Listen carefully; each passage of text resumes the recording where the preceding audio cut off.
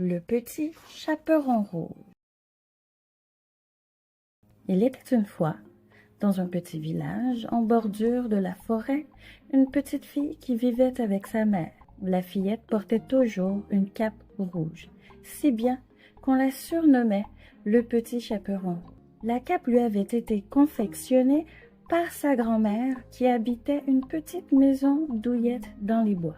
La mère du petit chaperon rouge lui demanda d'aller porter un panier rempli de nourriture à sa grand-mère qui était récemment tombée malade.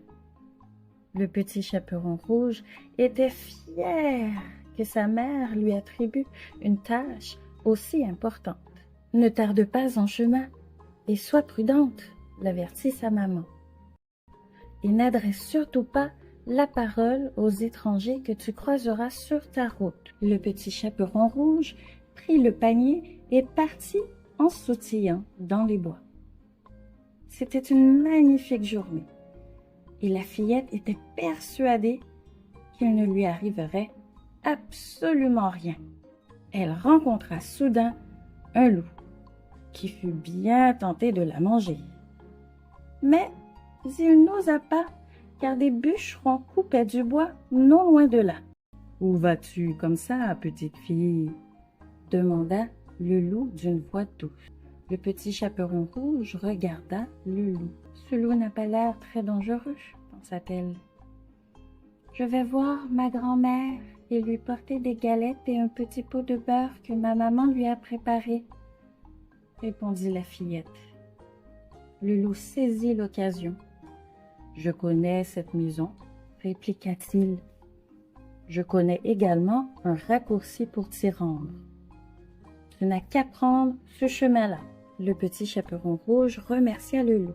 « C'est très gentil de votre part, monsieur le loup, » dit-elle. « Merci de votre aide. » Puis elle poursuivit sa route sur l'autre chemin. Tandis que le petit chaperon rouge marchait dans la forêt, elle aperçut des fleurs sauvages. « J'ai amplement le temps, » se dit-elle en cueillant quelques fleurs.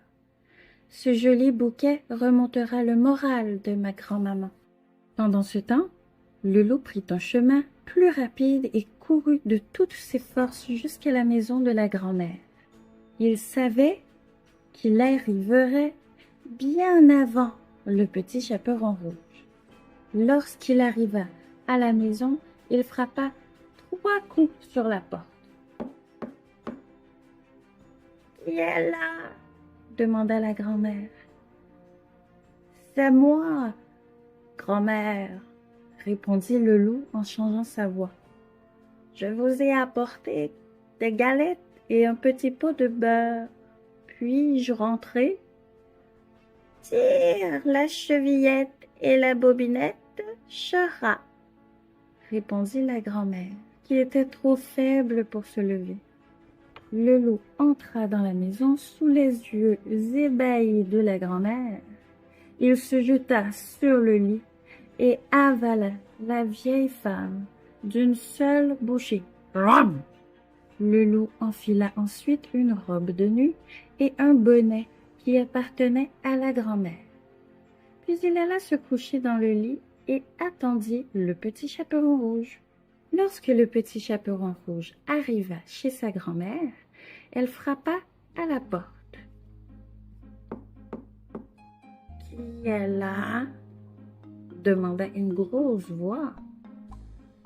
Le petit chaperon rouge sursauta de peur, mais pensa ensuite que sa maman devait être enrhumée. « C'est moi, le petit chaperon rouge, » répondit-elle. « Je vous ai apporté des galettes et un petit pot de beurre que maman vous a préparé. » Le petit chaperon rouge ouvrit la porte, déposa son panier sur la table et s'approcha du lit de sa grand-mère. Elle trouva que sa grand-mère avait l'air beaucoup plus étrange que d'habitude. « Grand-mère, comme vous avez de grandes oreilles, » dit-elle. « C'est pour mieux t'entendre, mon enfant, » répliqua le loup. Le petit chaperon rouge examina sa grand-mère de plus près. « Grand-mère, comme vous avez de grands yeux, » s'exclama-t-elle. « C'est pour mieux te voir, mon enfant. »« Oh, grand-mère, comme vous avez de grandes dents, » souffla la petite fille. « C'est pour mieux te manger, » hurla le loup.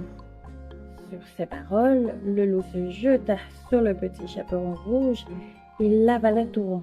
Ram! À présent rassasié, le loup tomba dans un profond sommeil. Un bûcheron qui passait par là entendit les ronflements en provenance de la maison de la grand-mère.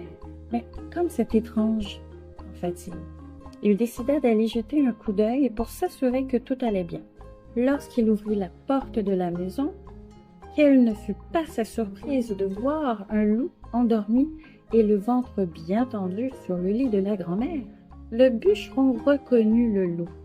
Il s'agissait du même loup qui avait volé tous les moutons de son village. Chaque fois, il se faisait prendre. Le loup trouvait une façon de s'enfuir. Le bûcheron savait qu'il fallait agir rapidement s'il désirait sauver la grand-mère et se débarrasser de la bête une bonne fois pour toutes. Le bûcheron décida de ne pas réveiller le loup.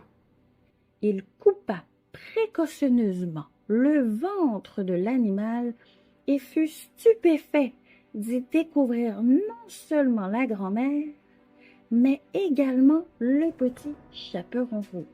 La fillette et sa grand-mère étaient heureuses d'avoir été sauvées.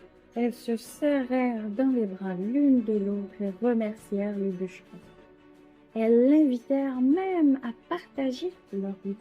À partir de maintenant, j'y penserai à 2 fois avant de parler à un étranger, se dit le petit chaperon rouge. Et ils vécurent tous heureux, sauf le loup, qui allait dorénavant plus importuner